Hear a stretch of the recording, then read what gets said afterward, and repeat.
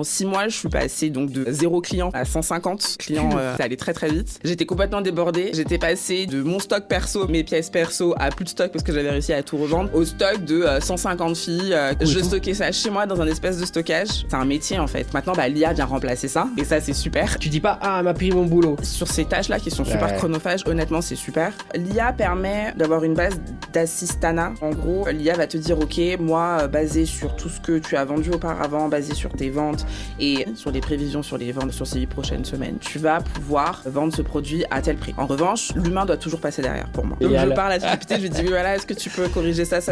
Donc il corrige, puis après il me dit « Merci, comment tu vas ?» Je dis « Oulala, alors pas du tout. » Voilà, j'aimerais que vous voyez. Et donc du coup, ChatGPT à chaque fois me dit « Ah, je suis désolée. » Je dis pas au revoir, je dis bonjour quand même. Mais je refuse que l'IA me tutoie. Il va y avoir plein de jeunes qui vont arriver et qui vont vouloir lancer leur site de seconde main, sans trop leur donner, mais donne-leur un petit peu, leur dire, voilà, pensez à ça, faites ça, voici comment il faut le faire, 2-3 petits conseils. Alors moi, les conseils que je donne souvent... Ok, ça marche. C'est bon ? Ok. Bonjour Marjorie. Bonjour. Et bienvenue dans le podcast Code Couture. Ici, on parle de l'IA et de la tech dans la mode et le luxe. Et aujourd'hui, on va aller un petit cran au-dessus dans la spécialisation, puisque toi, tu vas nous parler de la mode de seconde main. Exactement. Je te laisse te présenter et nous dire exactement ce que tu fais. Bonjour et merci à toi déjà de m'avoir invité. Donc moi, ce que je fais au quotidien, c'est que j'accompagne les enseignes, les bailleurs, même les structures étatiques dans la création de projets seconde main. C'est parti tout simplement d'un constat super simple, c'est que la seconde main aujourd'hui, c'est une vraie tendance de fond, de consommation chez les Français. Et il y a beaucoup de parties prenantes en fait qui pourraient tout simplement prendre leur part et monter des projets qui font sens à la fois pour eux, mais aussi pour leurs consommateurs. Donc j'ai créé ma propre structure de conseil il y a maintenant 3 ans. Et aujourd'hui, j'accompagne une diversité d'acteurs sur leurs projets. C'est des acteurs type les grandes surfaces qui font leur truc de seconde main. Exactement. Des marketplaces, des marques, enfin il y a un peu tout. C'est un peu tout et n'importe quoi. J'ai accompagné des enseignes des marques qui voulaient monter leur projet seconde main, qui voulaient par exemple créer des corners retail assez qualitatifs. Ouais, c'est ça. J'ai accompagné aussi des sites e-commerce dans la refonte de leur projet et même de leur raison d'être. Et depuis 6 mois maintenant, j'accompagne vraiment des entrepreneurs dans la création de leurs projets. Donc là, on est vraiment sur des startups, sur des PME qui souhaitent aujourd'hui soit se former aux spécificités de la seconde main, soit tout simplement en fait scaler leur business, répondre à des appels à projets et aussi parfois développer tout simplement leur business.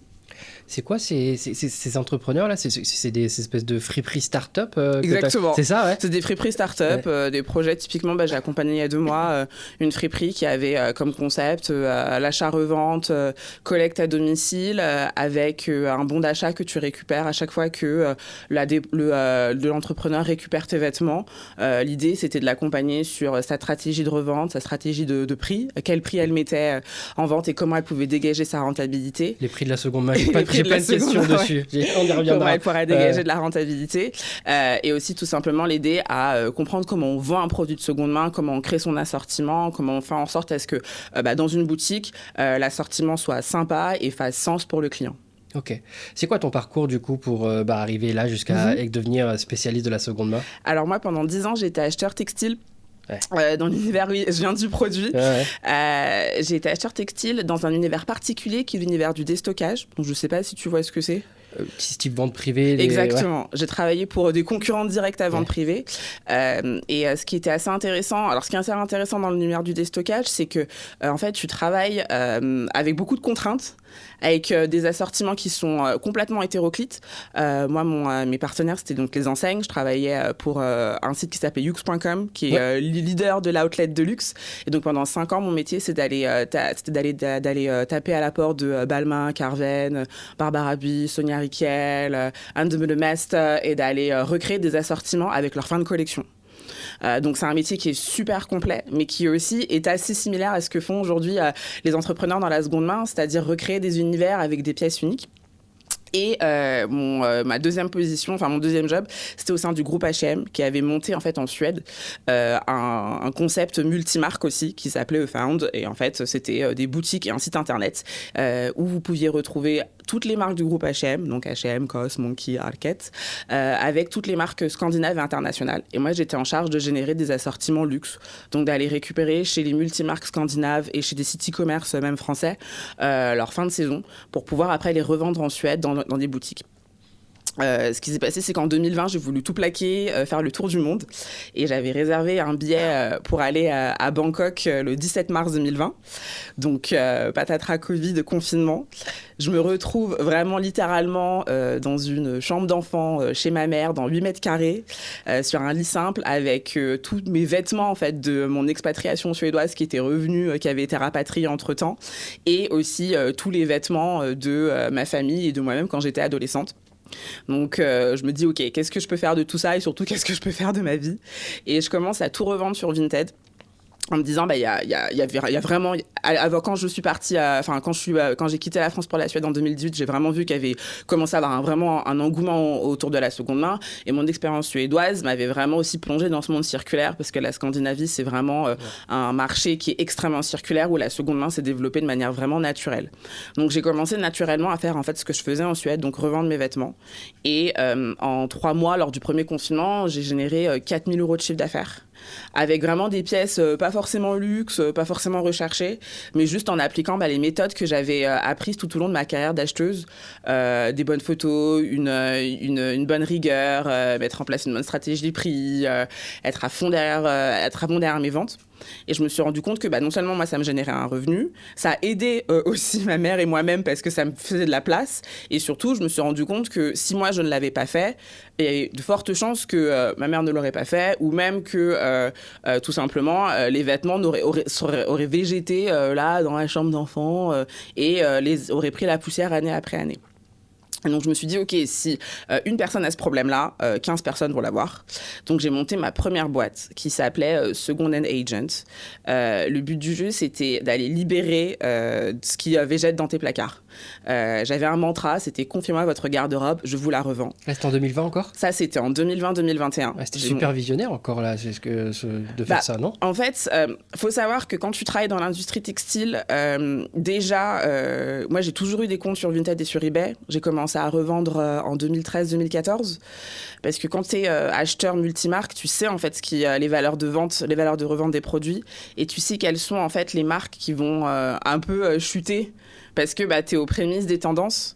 Et c'est un comportement moi que j'avais adopté de manière naturelle, tout simplement parce que j'habitais à l'époque dans 17, 20, 25 mètres carrés, j'avais pas la place, j'avais beaucoup de vêtements et j'avais besoin que les pièces tournent. Donc c'était quelque chose qui était très naturel chez moi de revendre ou d'acheter même en seconde main. Et à la suite du premier confinement, je me suis rendu compte que non seulement j'avais dégagé un chiffre d'affaires assez conséquent, mais aussi, en fait, tout simplement, j'avais permis que toutes ces pièces-là aient une seconde vie, en fait. Et je trouvais que ça combinait assez bien des dimensions économiques et des dimensions écologiques qui, pour moi, me tenaient vraiment à cœur. Et alors, du coup, la boîte là que tu as montée, je t'ai coupé juste avant, tu faisais quoi exactement? C'était quoi le service? Le service, en fait, c'est que j'avais acheté un vélo cargo, je venais chez toi, je récupérais ce que tu portais plus. Non, génial. Oui, ouais, j'avais acheté un vélo cargo, je venais chez toi, je récupérais ce que tu portais plus, ce que tu portais plus, je le revendais sur Vinted ou sur Vestiaire Collectif, ça dépendait un peu du budget et du prix de revente. Et après, une fois par mois, tu recevais une facture et on partageait les bénéfices. On faisait 50-50. C'est fou. En fait, je suis partie vraiment d'une idée super simple, c'est que je pense qu'on a tous des vêtements qui végètent dans nos placards, on a tous le petit sac Ikea roulé en boule sous le lit où on se dit on va s'en occuper un jour, on va mettre les affaires sur le Vinted. En fait, on le fait jamais. On le fait jamais. Et on le fait absolument jamais. Ouais. Et moi, j'étais partie du principe que non seulement je pouvais partager cette valeur avec des filles qui voyaient vraiment un service assez efficace, et aussi ça permettait vraiment à que ces vêtements-là aient une seconde vie, et ça me tenait aussi particulièrement à cœur. Et tu le fais plus là? Non. Sinon j'avais du business pour toi. Alors, je connais pas mal de filles entrepreneuses aujourd'hui qui le font. Ouais. Alors, ce qui s'est passé, c'est qu'en 6 mois, je suis passée donc de 0 client, enfin moi-même, à 150 clients à Lyon. Ouais, ça allait très très vite. J'étais complètement débordée. Et en fait, j'étais passée de mon stock perso, mes pièces perso, à plus de stock parce que j'avais réussi à tout revendre, au stock de 150 filles Et tu stockais ça chez toi, du coup? Je stockais ça chez moi dans un espèce de stockage aussi. J'avais loué 10 mètres carrés d'espèce de stockage avec des boîtes et tout. Enfin, j'avais tenté au maximum de faire en sorte à ce que les opérations soient carrées. Et en fait, ce qui s'est passé, c'est que je me suis rendu compte que c'était pas forcément mon désir d'entrepreneur. Et surtout, l'équation de rentabilité était pas vraiment présente. Je réussissais à me payer, à me rémunérer, il n'y avait pas de souci, mais je voyais pas le côté scalable du business. Donc, dans une optique d'avoir, de 1, réduire le coût d'acquisition client, donc d'aller chercher une cliente qui avait un dressing valorisable, et de 2, assurer un peu ce côté cliente qui rentre et qui sort, enfin assurer vraiment cette acquisition client. Je me suis orientée, j'avais opéré un shift B2B. Donc en fait, je m'étais dit, OK, pourquoi pas aller contacter les anciennes marques de mon ancien réseau d'acheteurs et leur proposer ce service. Et à Lyon et dans ma région, parce que j'habite à Lyon. Et ce qui est assez intéressant en province, c'est que tu as peut-être moins de dressing valorisable comme à Paris, mais en fait, tu as moins d'offres. Donc en fait, au final, en termes d'offres sur ce type de service-là, je savais que j'allais vraiment être la seule sur le marché. Et donc, ce qui s'est passé, c'est que je suis allée contacter mes anciennes marques, mes anciens collègues de l'industrie du luxe. Et tous étaient super intéressés par la vision que j'avais de la seconde main, mon expérience que j'en avais, couplée avec mon expérience de l'achat multimarque. Et en fait, se questionnaient, donc ça c'était en 2021-2022, début 2022, se questionnaient sur l'idée et la volonté d'aller tacler le marché de la seconde main. Enfin, tacler, pardon, je fais un anglicisme ici, d'aller adresser en fait le marché de la seconde main. Pourquoi ? Parce que les C-level à l'époque se rendaient bien compte que les clients allaient de manière naturelle vers la seconde main, que les marketplaces comme Vinted ou même Vestiaire Collective étaient en hyper croissance et qu'il y avait un vrai shift en termes de comportement de consommation. Et donc c'est comme ça que j'ai commencé à donner des conférences plénières sur le sujet, faire des études de marché, des prospectives retail aussi, savoir ce qui se passait sur le terrain. Ça intéressait aussi beaucoup et ça intéresse aussi beaucoup les enseignes. Et cette activité a pris de plus en plus de place au quotidien et c'est aujourd'hui ce que je fais. Ok. Du coup, ma question est la suivante. C'est en plein là, dans la continuité de ce que tu disais. Qu'est-ce qui fait que, selon toi, là, ces dernières années, le boom de la seconde main, en fait. Pourquoi moi, quand j'étais enfant, avoir des vêtements de seconde main, c'était plutôt la honte. Bien sûr, ouais. Je suis pas super vieux, mais je suis pas super jeune. Mais on va dire que, même à 12-13 ans, je voulais pas des vêtements qui avaient déjà été portés. Hein, non. Bien sûr. Et aujourd'hui, ça commence à devenir carrément cool, en fait, d'avoir ce truc-là. Pourquoi ? Pour moi, il y a 3 raisons. La première, elle est tout simplement, évidemment, économique. La seconde main, on y va pour le prix. Et on le voit aujourd'hui entre l'inflation, tous les facteurs externes qui font que le Français, en moyenne, il a tout simplement baissé, en fait, le budget qu'il réserve aux achats mode et aux achats dits loisirs. Donc, il y a une vraie dimension économique à la seconde main. Ensuite, ce qui, pour moi, a vraiment participé à la démocratisation massive de la seconde main, c'est la digitalisation. Ouais. Il y a 20 ans, tu voulais acheter un sac vintage, il fallait que tu ailles dans ta ville, dans la boutique, la boutique qui vendait un peu des pièces de seconde main luxe et avoir de la chance que le sac qui te plaise soit présent. Aujourd'hui, tu peux regarder sur Vestiaire Collective, sur des centaines de sites. Si le sac qui t'intéresse est disponible, tu l'achètes, tu le reçois. Et il en est de même, si tu es vendeur, tu peux vendre aujourd'hui à des millions de personnes. Donc ça a participé vraiment à la démocratisation du process. Et surtout, ça a participé à ce qu'on se dise, en fait, c'est cool la seconde main au final. J'ai pu réussir à trouver une pièce incroyable, super rapidement, sans vraiment poser de questions. Donc ça, c'est vraiment très important. Et est-ce que selon toi, c'est arrivé justement par le luxe, grâce au luxe ? Parce que là, tu parlais donc Vestiaire Collective. Enfin, pour moi, c'est image, acheter effectivement du sac à main luxe, des choses comme ça. Mais aujourd'hui, c'est plus que ça, la seconde main. Tu peux acheter sur Vinted toutes sortes de vêtements qui ne sont pas luxe. Mais est-ce que le luxe a aidé à cette démocratisation ? Le luxe, il a aidé à cette démocratisation parce qu'il a aidé aux premières phases de mise en projet.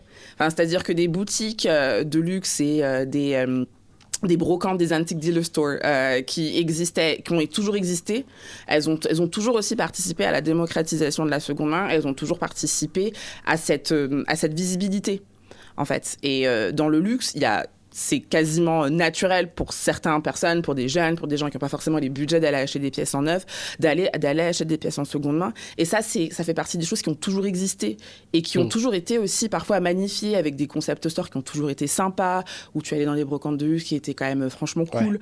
Et donc ça a participé aux premières phases de démocratisation, mais aussi d'aller aussi chercher de l'expérience client un peu plus qualitative. Donc le luxe a complètement participé, malgré lui, à la démocratisation de la seconde main. Ok. Bon, est-ce que tu as un chiffre là tout de suite en tête à me donner? Si c'est trop difficile, tu me le dis, mais un chiffre sur la croissance de la seconde main et aujourd'hui le taux entre la seconde main et le neuf d'achat. Alors, un chiffre, j'en ai beaucoup à te donner. Donne-en, c'est intéressant. Non, par exemple, il y a 80% des Français qui ont soit acheté, soit vendu un produit de seconde main en 2023. Le marché de la seconde main, il grandit selon les différentes études entre 12 à 15% annuellement. Ok. Et il grandit 4 fois plus. Et le marché du luxe de seconde main, par exemple, grandit 4 fois plus vite que le marché du luxe traditionnel. Okay. Et par exemple, sur 100 € dépensés sur Internet en mode, en moyenne, 18 € sont dépensés en seconde main. C'est ce qu'on sait aujourd'hui. Ok. Comment est-ce que... aujourd'hui, qu'est-ce qui fait que... alors, ça va vite, j'ai compris, la croissance, ça va vite, mais j'ai quand même l'impression qu'on consomme encore beaucoup de vêtements neufs. Mm-hmm. Moi, je ne vais pas revenir aujourd'hui sur le sujet de la fast fashion, quoi qu'on peut en parler, mais il y a beaucoup de sujets aujourd'hui sur le podcast sur ça. Mais on achète encore beaucoup de vêtements neufs à travers ces plateformes-là. Et quels sont les freins que pourrait faire sauter la seconde main pour réussir à nous faire acheter plus de seconde main et moins de vêtements neufs? Ça, c'est une super question. Aujourd'hui, en fait, le problème de la seconde main, pour moi, il est lié aussi beaucoup à l'expérience client. Aujourd'hui, en fait, si tu veux chercher un produit de seconde main, par exemple, si tu vas sur Vinted, si tu trouves pas forcément ce qui te convient par rapport aux photos, par rapport à la description, tu vas scroller. Et à la fin, tu vas passer à autre chose et tu vas te dire, en fait, non, mon produit neuf, je vais typiquement, je sais pas, chez H&M ou même chez Cézanne, je veux m'acheter un pull ou un legging, je sais qu'il va être disponible dans la taille que je veux et je vais être sûre aussi que mon achat va correspondre à ce dont j'ai envie. Et ça, c'est particulièrement prenant pour toutes les marketplaces qui ont des catalogues qui sont monstres, qui sont dingues, mais qui, en fait, parfois, sont complètement fouillus, où, en fait, on comprend pas ce qu'on achète, on comprend pas ce qu'on voit, on fait pas forcément confiance au vendeur qui est en face, on se pose vraiment des questions sur la qualité de ce qu'on va recevoir. Et ça, je pense que c'est l'un des principaux freins à la seconde main. Ensuite, je pense que le principal frein à la seconde main, c'est qu'elle est très visible digitalement, elle est moins visible en boutique. Et en fait, tout simplement, parfois, il y a des achats que tu dois faire en boutique parce que t'as pas le temps, tu peux pas avoir, tu dois être livré, tu pourras pas être livré d'ici 48 heures, il te faut la pièce tout de suite. Et ça aussi, ça inexorablement, ça conforte encore l'aspect du neuf. Et après, je pense qu'il y a aussi de la démocratisation encore à faire. Je pense qu'on est tous les deux convaincus par la seconde main, mais c'est pas le cas de tout le monde. Donc, il reste de la démocratisation à faire sur ce qu'est la seconde main, sur ce que apporte circulairement la seconde main, pour faire en sorte à ce que ça devienne vraiment encore plus massif que ça ne l'est déjà. Puis créer le réflexe aussi, en fait, parce qu'aujourd'hui on a besoin de vêtements, peut-être le réflexe c'est d'aller sur les sites de neuf, les plateformes qui font du neuf, et pas d'aller sur les plateformes qui fait de la seconde main. Exactement. Ok. On va essayer de parler un petit peu du sujet aussi, du deuxième sujet de ce podcast, qui est plus la tech et l'IA dans la mode. Toi, aujourd'hui, est-ce que tu as vu arriver l'IA dans ton métier? Si oui, comment est-ce que c'est appréhendé? Moi, j'ai des petits sujets à parler. Tu parlais, par exemple, du côté fouillu, tout ça. J'ai des idées par rapport à tout ça que l'IA peut traiter. Mais je vais te laisser d'abord l'aborder toi, et puis après, on pourra rebondir. Alors, l'IA arrive dans la seconde main, parce qu'en fait, la seconde main, c'est un secteur qui est extrêmement chronophage. En fait, tu achètes par exemple, admettons, je vais prendre un sujet super concret. Tu achètes 1000 pièces de seconde main pour ta boutique.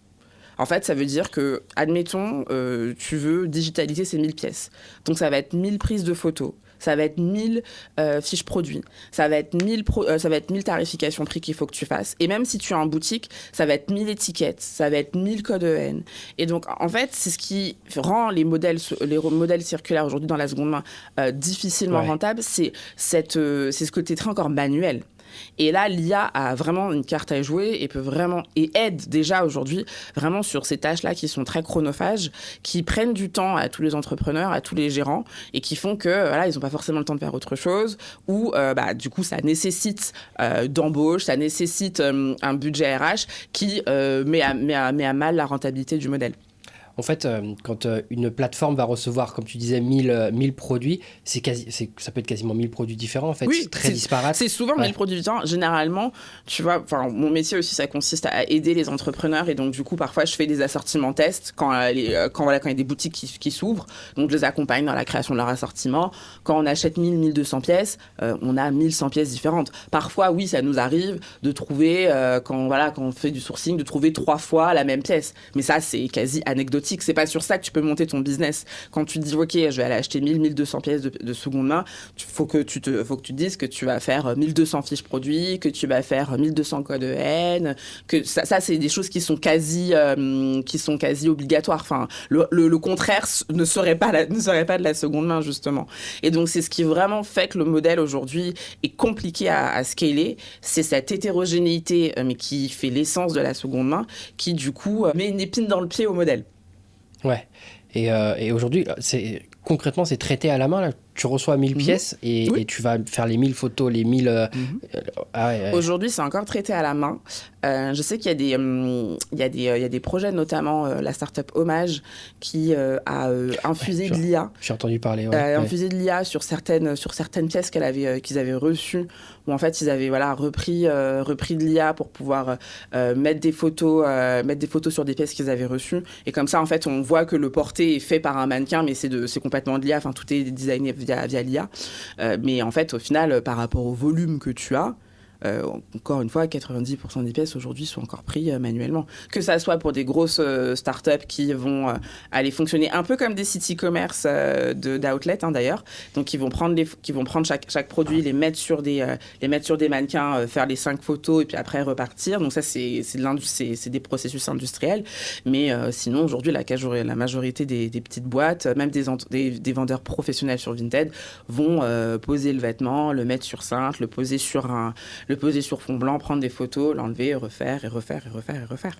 Donc c'est ce qui fait qu'aujourd'hui, notamment sur Internet, c'est compliqué d'aller scaler le modèle. Le process que tu me décris est super lourd. C'est ce qui fait que tu as arrêté aussi peut-être à l'époque le... Ouais. Ça a fait partie des raisons. La première, c'est que sur des pièces qui se vendent entre 5 et 20 euros, c'est compliqué de simplement gagner de l'argent. Donc voilà, la rentabilité n'était pas là et ça constituait 70% de ce que je récupérais. Donc c'était vraiment pas possible pour moi de gagner des sous. Ensuite, le côté prise de photos, fiche produit était extrêmement chronophage.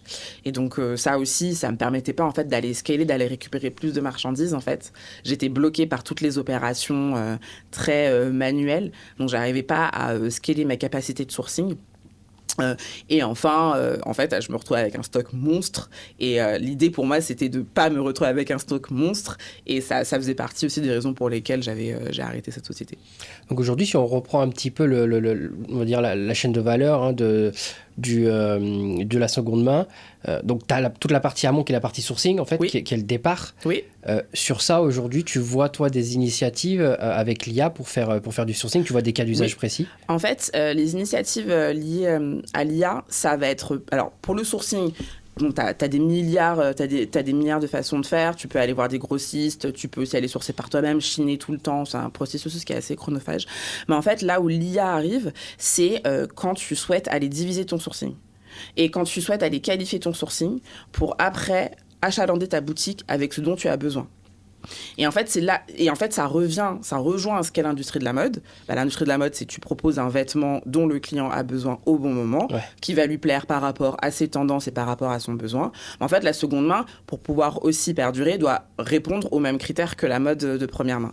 Et en fait, là, on voit que l'IA arrive, parce que l'IA va permettre de manière quasi naturelle d'aller diviser le stock une fois que le stock a été mis sur des plateformes, enfin pas sur des plateformes, mais a été mis dans les systèmes, va diviser le stock. Tu vas pouvoir aller aussi créer des... alors là, j'ai un peu du mal... Enfin, pas comment expliquer, mais c'est un peu difficile à expliquer de manière un peu vulgarisée. En fait, tu vas aller tout simplement créer des règles dans le système qui va te permettre d'aller achalander du stock d'un endroit ou à un autre. Et en fait, c'est en apprenant de ces règles-là et en apprenant avec le système de vente que l'IA après prend le dessus pour pouvoir ensuite qualifier mieux le stock et envoyer mieux le stock par boutique. Est-ce que c'est clair ce que je dis ou pas ? Ouais, c'est clair. Et donc, en fait, c'est là où on commence à voir qu'il y a des solutions qui se montent, qui essayent un peu soit de faire ça, soit d'avoir ce raisonnement-là. Le sourcing de seconde main, il se fait quasiment tout le temps. C'est-à-dire que tout le temps, tu as des pièces qui arrivent et tout le temps, en fait, après, si tu veux les mettre en boutique, il faut que tu sois capable d'aller créer des règles dans le système pour que le système comprenne ce qui doit être alloqué de boutique en boutique. C'est pareil également sur Internet, notamment sur ce que tu dois mettre en avant dans ton système pour que les produits soient bien mis en avant sur ton site. Et Foam, ce qu'eux font, c'est qu'ils utilisent l'IA pour toutes ces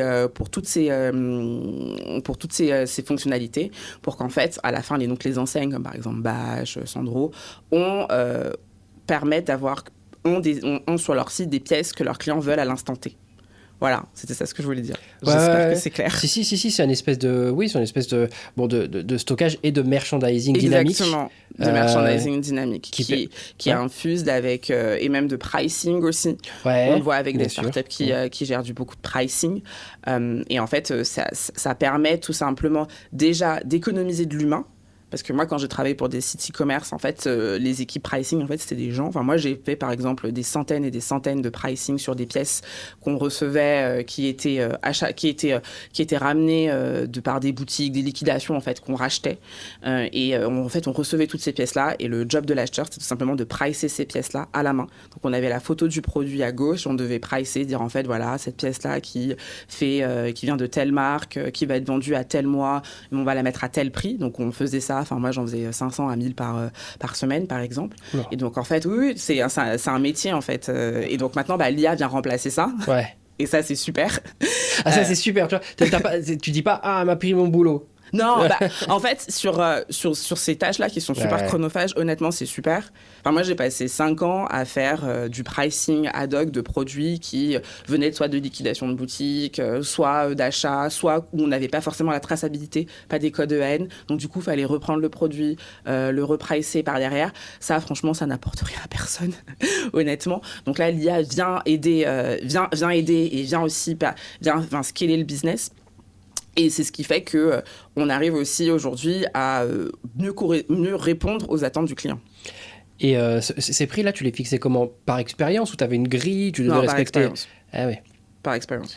Et aujourd'hui, tu dirais que, enfin, de ce que tu as vu, l'IA fait, entre guillemets, un meilleur travail sur le pricing et plus corrélé au marché correctement, ou l'œil humain est quand même très important Alors, pour moi, c'est un peu les deux, parce que l'IA permet d'avoir une base d'assistanat, je peux dire, où en gros, l'IA va te dire, OK, moi, basé sur tout ce que tu as vendu auparavant, basé sur tes ventes, et quand tu vas pouvoir vendre aussi, sur les prévisions sur les ventes sur ces 8 prochaines semaines, tu vas pouvoir vendre ce produit à tel prix. En revanche, l'humain doit toujours passer derrière, pour moi. Ouais. Pourquoi ? Parce que la mode, c'est un secteur qui est particulièrement changeant. Enfin, voilà, on est très dépendant des saisons, on est très dépendant de plein de facteurs externes. Donc, il faut quand même avoir une vision sur ce que tu vas vendre et quand tu vas le vendre. Il faut avoir aussi une vision sur ton stock, sur ce que tu récupères aussi. Parfois, l'IA peut te dire, OK, une robe blanche en été va se vendre à 30 € d'une marque, de mass market, parce que c'est le prix en seconde main d'une robe blanche pour l'été d'une marque mass market, en fait, peut-être que 3 jours après que ce prix-là aurait été mis par l'IA, tu vas recevoir, toi, en tant que... tu vas racheter beaucoup de robes de seconde main blanches mass market, et en fait, tu vas avoir trop de stock. Donc, il faut être capable d'aller dynamiquement changer ce prix-là. Et donc, ça, c'est le taf du gérant de la boutique ou de l'entrepreneur ou de la marque. Ouais, ça allait être ma prochaine question. Donc là, tu me dis que sur une plateforme de revente de seconde main, tu as un prix un jour, puis tu retournes 3 jours plus tard, le produit peut avoir bouger de prix. Ça dépend. Alors, ça dépend des enseignes. Vraiment, pour le coup, ça dépend complètement des enseignes. Ça dépend complètement du mindset de l'enseigne. Okay. Mais c'est des critères aujourd'hui qu'on commence à prendre en compte parce qu'en fait, à la différence de la mode de première main où tu fais tes budgets d'achat en début de saison, tu sais combien de pièces tu vas avoir et tu joues plus ou moins sur ton stock que tu obtiens, la seconde main, ça fonctionne pas comme ça. Généralement, tu es tout le temps en flux tendu de sourcing. Donc, du coup, étant donné que tu sources tout le temps, en fait, ton stock, il change et il évolue tout le temps. Et donc, en fait, il faut être capable d'être adaptable, d'être agile tout au long de la saison. Donc là, on a parlé du sourcing, très intéressant. On a bien compris comment l'IA pouvait intervenir et était en train d'intervenir. Tu nous as donné des exemples de FAUME. FAUME, pour ceux qui ne connaissent pas, c'est écrit F-A-U-M-E. Voilà, pour aller checker ce qu'ils font. L'autre partie, donc c'est la partie, je vais revenir sur la partie dont tu parlais tout à l'heure, la partie expérience. Et je vais raconter un petit truc parce que on voit de plus en plus, encore hier, je crois, ou avant-hier, je reçois un email de Zalando qui mettent en place leur chatbot IA sur leur site. De plus en plus de plateformes le font. Amazon sont en train de bêta-tester en Europe. Rufus, qui est pareil, chatbot IA, tout ça. Moi, je l'ai sur l'app. J'ai eu la chance qu'ils me mettent dans les bêta-testeurs, je sais pas pourquoi. La réflexion, et je vois plein d'informations là-dessus, c'est qu'on dit que le e-commerce va transitionner d'un modèle vraiment immerse où tu scrolles, tu regardes, tu cherches, à un modèle où tu discutes avec une IA pour trouver ce que tu veux. Oui. Est-ce que c'est pas une vraie super bonne solution pour la problématique que tu m'as annoncée tout à l'heure sur la seconde main qui est très disparate, de dire on installe une IA qui va connaître ton stock, qui va connaître tes produits, et quand j'arrive sur ton site, je dis à l'IA, voilà ce que je cherche. Ah, bien sûr. Fais-moi des propositions. Non, mais ça, complètement. Ça, vraiment, ça fait partie des solutions de demain pour aller scaler la seconde main et surtout la rendre beaucoup plus facile. Alors, je pense à un projet aussi qui existe, qui est pas similaire, mais qui est un peu dans la même vibe, qui s'appelle Faire Cadeau. Donc, en fait, c'est un outil que tu ajoutes à ton moteur de recherche et qui va aller automatiquement aller te rechercher des pièces que tu recherches en seconde main.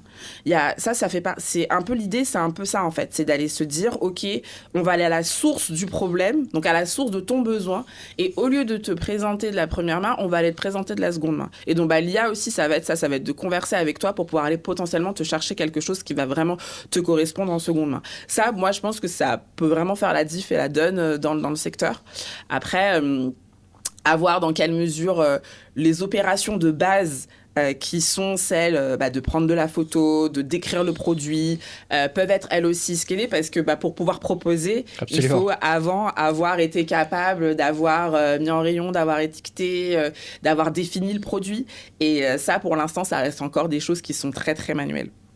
Si on se projette là, dans 5 à 10 ans, 10 ans, 5 ans c'est peut-être demain, ça va vite, surtout dans la tech, tu vois comment le monde de la seconde main, ça sera devenu quoi? Est-ce que on achètera plus de seconde main? Voilà, tu l'imagines comment ce monde dans 10 ans? Alors, dans 10 ans, je pense que le monde de la seconde main, il sera déjà beaucoup plus massif et beaucoup plus multicanal, omnicanal, étant donné qu'on est sur de la pièce unique. Bon, est-ce que ça sera possible? Ça, c'est des questions, mais il sera beaucoup plus multicanal qu'il ne l'est aujourd'hui. C'est-à-dire que la seconde main, je pense, sera partout. Et c'est ce qui fera vraiment, je pense, la donne aujourd'hui, vraiment pour faire en sorte à ce que la seconde main devienne un réflexe pour tous les Français et pour tout le monde. Je pense que toutes les initiatives liées à l'IA seront beaucoup plus prenantes et seront beaucoup plus massives que les expérimentations que l'on voit à l'heure actuelle, que ça soit sur que tu peux envoyer en boutique, que ça soit sur ton pricing dynamique, que ça soit même sur la description de photos, la description des produits en fait, décrire les produits, comprendre quel est le produit, comprendre quelle est la marque. Donc ça, je pense que c'est vraiment des choses qui vont devenir quasi automatiques et ça va vraiment changer. C'est ce qui va vraiment permettre à tous ces jeunes entrepreneurs d'aller scaler leur modèle et d'aller trouver leur break-even point pour ensuite massifier leur business, massifier leur boutique, massifier leur canaux e-commerce, pardon. Et je pense que la seconde main deviendra un réflexe pour la majorité des Français. Ok. Alors, tu parlais des jeunes entrepreneurs, c'était ma question d'après, je saute dessus tout de suite. Qu'est-ce que tu conseillerais aujourd'hui? Je suis sûr qu'il y a plein, là, il va y avoir plein de jeunes qui vont arriver et qui vont vouloir lancer leur site de seconde main. Allez, sans trop leur donner, mais donne-leur un petit peu, leur dire, bah voilà, pensez à ça, faites ça, voici comment il faut le faire, deux, trois petits conseils. Alors, moi, les conseils que je donne souvent, et ça fait partie d'ailleurs d'un module de formation en ligne que j'ai lancé et qui permet en fait tout simplement à l'entrepreneur d'avancer à son rythme sur la création de son projet de A à Z, de l'idéation à la mise en place. En fait, pour moi, il y a trois principes. Il y a trois choses vraiment importantes à comprendre. Un, comprendre quel est son client. Et son client de seconde main n'est pas forcément son client de première main. Ça, c'est super important. Deux, savoir bien merchandiser son produit et être capable d'être dynamique et d'être agile dans son merch et dans sa stratégie produit. Ça, c'est aussi essentiel.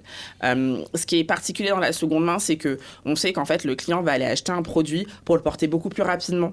Donc, en fait, beaucoup plus vite. C'est-à-dire que tu l'achètes aujourd'hui, tu vas aller le mettre demain ou après-demain ou plus tard. Donc, en fait, c'est vraiment important de comprendre son marché et d'être capable de dynamiquement agir soit sur ton produit, donc sur le volume de ce que tu achètes, soit sur le prix de ce que tu achètes. Et ensuite, mon troisième conseil, c'est de persévérer. Le marché de la seconde main, il y a un vrai engouement, on voit un vrai shift. Pour moi, c'est la révolution de notre génération ou de notre décennie en termes de consommation. Donc, peut-être que... les premiers mois sont difficiles parce qu'il y a une grosse concurrence en fait aujourd'hui et le marché se devient beaucoup plus concurrentiel, mais l'envie est là, l'engouement est là. Et aujourd'hui, c'est ce qui fait que j'ai accompagné des entrepreneurs qui sont rentables, ont leur business, sont très contents de ce qu'ils font, embauchent et ont des perspectives d'évolution. Ouais, bah, c'est intéressant ce que tu disais sur la concurrence. C'est vrai que si moi je me lançais demain, je me dirais, mais est-ce que je vais pas me prendre toutes les grosses plateformes, là, les Amazon, tout ça, qui vont tous se mettre à le faire. Enfin, je pense, hein, tu me dis si je me trompe, mais moi c'est mon avis, je pense que tous ces gros-là, ils vont tous se mettre à le faire. Est-ce qu'ils vont pas prendre tout le marché ? Non, parce que je pense que, encore une fois, l'expérience client est super importante. Et aujourd'hui, le consommateur, il cherche quelque chose de beaucoup plus qualitatif. Et vraiment naturellement, le marché grossit et c'est ce qui est vachement intéressant avec la seconde main, c'est qu'il grossit par ses nouveaux utilisateurs. Et donc, plus le marché grossit, plus il y a de la place pour tout le monde. Il y a beaucoup de niches de marché aussi qui ne sont pas exploitées. Voilà, par exemple, tu vois, typiquement, je sais que la lingerie, c'est un marché qui tourne vachement bien. Et ça peut complètement choquer, hein, vraiment. Ouais. À chaque fois que j'en parle, lingerie et maillot de bain, on me dit non, mais alors pas du tout. Jamais. Et en fait, si tu regardes comment facilement on arrive à vendre des maillots de bain, de la lingerie, enfin moi je l'ai fait en tant qu'entrepreneur, donc je sais de quoi je parle, comment facilement j'ai réussi à vendre de la lingerie et du maillot de bain pendant l'été. En fait, il y a un business clairement, c'est que peut-être que moi en tant qu'entrepreneur, je peux être choquée par l'idée d'aller m'acheter un maillot de bain de seconde main, mais clairement le client ne l'est pas. Non, il y a des clients. Et donc en fait, vu que le marché grandit de 12% par an et qui grandit parce que le consommateur qui est continue à acheter et que deux, il y a de plus en plus de consommateurs qui rentrent dans le marché, en fait ça crée des sous-marchés. Donc oui, c'est sûr que Vinted a une forte place sur le marché français, qu'on peut se dire qu'il y a des gros acteurs qui vont arriver, mais en fait, en marketant son projet différemment, on peut vraiment faire du coup la différence. Et je trouve aussi que les projets qui sont locaux, qui ont des démarches très locales, fonctionnent aussi parce que, encore une fois, elles vont aller créer cette expérience client qui est pour moi super importante dans la seconde main. Alors, est-ce que tu conseillerais de se nicher, justement ? Tu as parlé de la niche du sous-vêtement. Et est-ce qu'il existe d'autres niches ? Est-ce que tu conseillerais de se nicher au début, en tout cas ? Moi, je conseillerais, d'avoir un branding super fort, de potentiellement se nicher, oui, parce qu'en fait, au final... Vraiment, quand tu regardes, par exemple, les recherches SEO de mode seconde main grande taille ou mode seconde main lingerie ou mode seconde main swimwear, c'est des requêtes qui sont énormes. Vraiment, il y a vraiment de l'engouement derrière. Et surtout, moi, ce que je conseillerais, c'est vraiment d'être au maximum le plus proche de son client et le plus proche de son produit. Aujourd'hui, quand j'accompagne des entrepreneurs, je vois souvent des boutiques où... en fait, on va mettre un manteau au mois d'octobre parce qu'on se dit, j'accompagne ma saison hiver, donc du coup, je balance ma saison hiver. Mais en fait, non, il faut aller beaucoup plus dans le détail du produit pour pouvoir vraiment aller capter son client et le fidéliser. Et c'est la force aussi de la mode, c'est l'aspect saisonnier, l'aspect événementiel qui permet en fait d'aller fidéliser ton client, et c'est ce qui fait la différence sur le long terme. Tu gardes les codes comme ça, c'est ce que tu viens de dire, tu gardes les codes de la mode traditionnelle, tu essaies de sortir des saisons, Bien sûr. Okay. Ah ouais, bien sûr.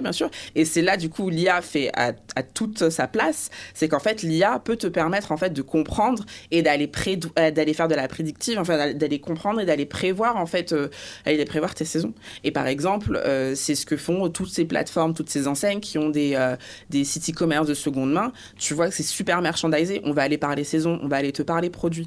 Et pour moi, c'est ce qui fait vraiment la donne pour aller fidéliser son client. C'est de revenir à la base du métier de la mode de seconde main, qui est la mode.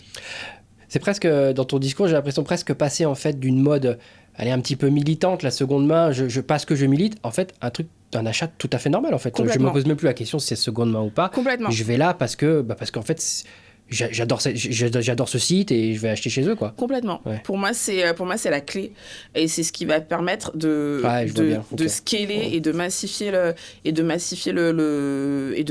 la révolution circulaire. D'où le fait que tu insistes sur le branding, sur le fait qu'en fait, il faut faire tomber amoureux de ta marque, et non pas parce que c'est de la seconde main, mais parce que tu as créé un truc trop cool, quoi.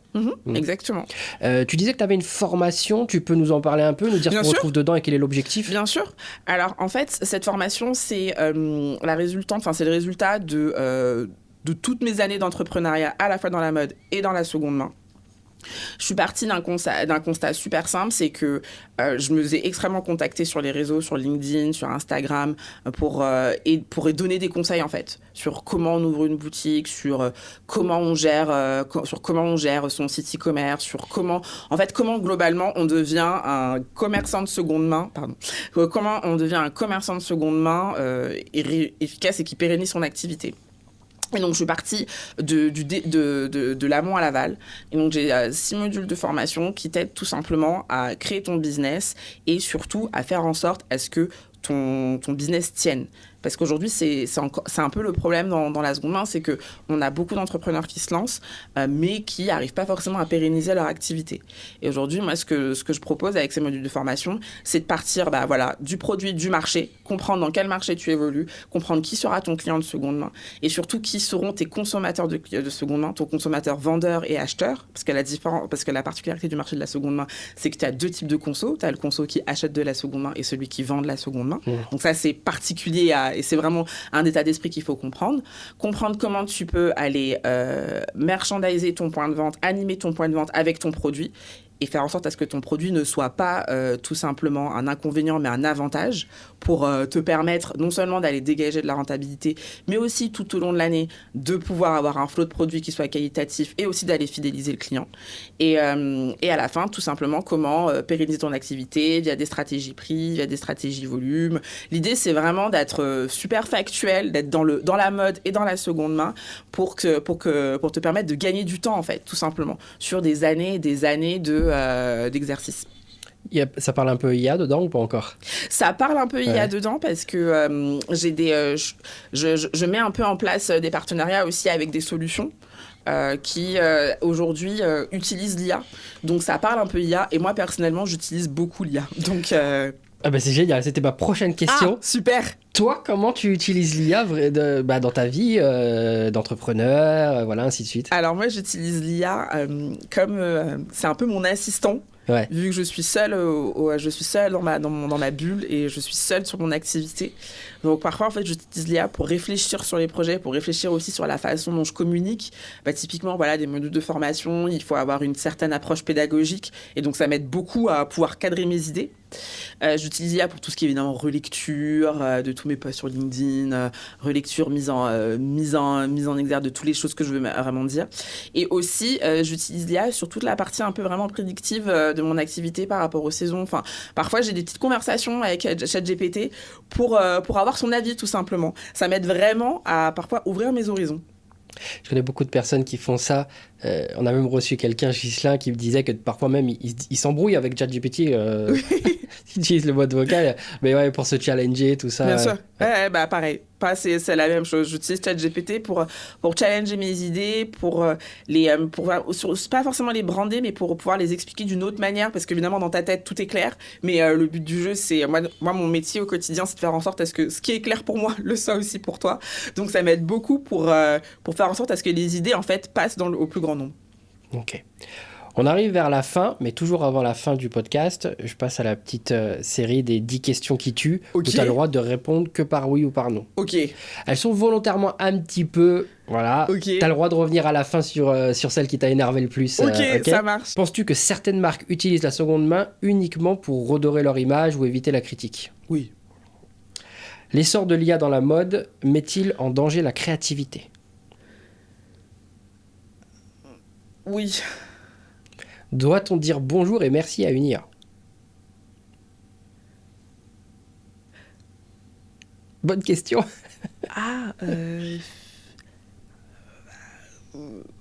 Oui, non. Non, ok.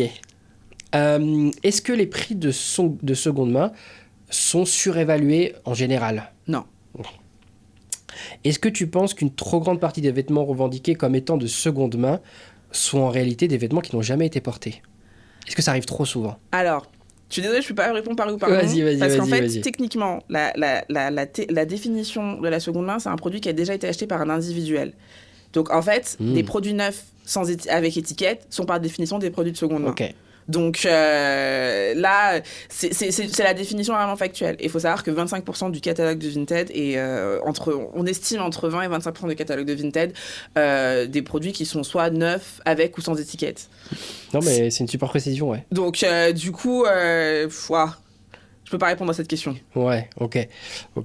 Alors, j'aurais dû la tourner autrement en disant est-ce que trop de marques ouvrent des corners seconde main ou en tout cas des trucs seconde main et en fait c'est juste pour faire passer les invendus. Honnêtement, non. Non, ça ne se fait pas. Non. Tant mieux.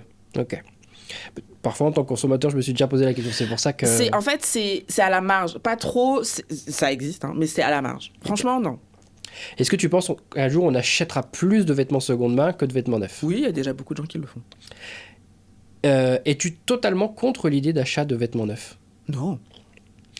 As-tu déjà regretté d'avoir vendu ou donné un vêtement et que tu aimerais retrouver aujourd'hui ? Oui. Je trouve que c'est une vraie question dans la seconde main aussi. Oui. Quand on est revendeur, en tout cas, de ses propres vêtements. Doit-on systématiquement prévenir un client lorsque l'IA a participé à la production d'un vêtement ou la création d'un vêtement ? Non. Et enfin, la dernière question, est-ce que tu penses qu'un jour, on arrivera à une expérience de shopping entièrement pilotée par l'IA, sans intervention humaine ? Non. Est-ce qu'il y a une question sur laquelle tu as envie de revenir ? Alors, c'est bizarre, parce que du coup, c'est pas du tout lié à la seconde main. Oui. C'est la question liée à est-ce qu'on doit dire bonjour ou au revoir à l'IA ? Alors moi, il s'avère que je dis bonjour à ChatGPT quand même. Ouais. Par notion de respect, mais je refuse que ChatGPT me tutoie. C'est très bizarre. C'est-à-dire que donc je parle à ChatGPT, je lui dis oui, voilà, est-ce que tu peux corriger ça. Donc il corrige, puis après il me dit merci, comment tu vas ? Je dis oulala, alors pas du tout. Alors je dis non, voilà, j'aimerais que vous voyez. Et donc du coup ChatGPT à chaque fois me dit ah je suis désolée, mais non, ouais, je dis bonjour, je dis pas au revoir, je dis bonjour quand même, mais je refuse que l'IA me tutoie. Voilà. Tu peux aller dans tes ce qu'on appelle les custom instructions, instructions personnalisées là, et lui mettre la règle à l'intérieur qui te vous voit tout le temps. Comme ça, t'as même plus à lui demander. Ok, je le ferai. Je peux te poser la question pourquoi ? Parce qu'en fait, je pense que j'ai un peu été biberonnée, mais comme nous tous, à ces films un peu dystopiques, futurs, où en fait l'IA va nous transformer, va tous nous bouffer, tout ça. Et je souhaite garder une distance. Et je trouve que j'ai de la chance d'avoir peut-être connu un monde où t'avais pas ChatGPT si accessible, parce que comme ça, en fait, tu vois qu'il y a une vraie distance quand même à avoir. Et donc, c'est pour ça que je préfère vraiment que ChatGPT me vouvoie, parce qu'en fait, je veux pas du tout rentrer dans une relation trop proche avec l'IA. L'IA, c'est quelque chose qui m'aide, moi, à avancer et à, du coup, travailler plus vite parce que je suis seule dans mes activités. Mais je souhaite que l'IA ne soit pas... l'IA est loin de moi. Ouais. Ce n'est pas du tout... ça, c'est personnel. Après, pour le boulot, ça n'a rien à voir. C'est un outil formidable. Mais personnellement, je souhaite que l'IA ne soit pas proche de moi. Mais ce que tu viens d'évoquer, c'est exactement la question. Pourquoi je pose cette question? Est-ce que tu dis bonjour ou merci? Parce que dire bonjour et merci, j'ai l'impression que c'est d'une certaine manière personnifier l'IA. Bien sûr. Et alors qu'en fait, c'est un outil informatique froid, sans cœur, sans rien. Tu lui dis pas bonjour, il va s'en remettre. En fait, ouais. Voilà. Donc c'est exactement la raison pour laquelle je pose cette question. Alors, je sais pas, on arrive à la fin. Est-ce que tu veux finir sur quelque chose? Est-ce que tu veux nous dire comment te contacter? Là, tu as la parole libre. Alors, si vous voulez me contacter, je suis très disponible sur LinkedIn. Donc, mon nom, c'est Marjorie Biawa. Et surtout, sur le site formation-du6, secondemain.com. Ok, on mettra les deux liens sur la vidéo et sous la vidéo. Et puis, je te remercie beaucoup pour ton temps, pour toute ton expertise. Merci. On sent que tu connais le sujet de manière très solide. Oui, je mange seconde main. Je vis seconde main au quotidien. T'as plus de compte VidTech sur lequel on peut aller voir ce que tu... Non, j'ai arrêté mon compte pro, j'ai mon compte perso. Ouais, compte perso. Donc, c'est mes affaires, quoi. Okay. Mais non, j'ai plus de compte pro. Ça marche. À bientôt, merci beaucoup. Merci. Salut. Ciao.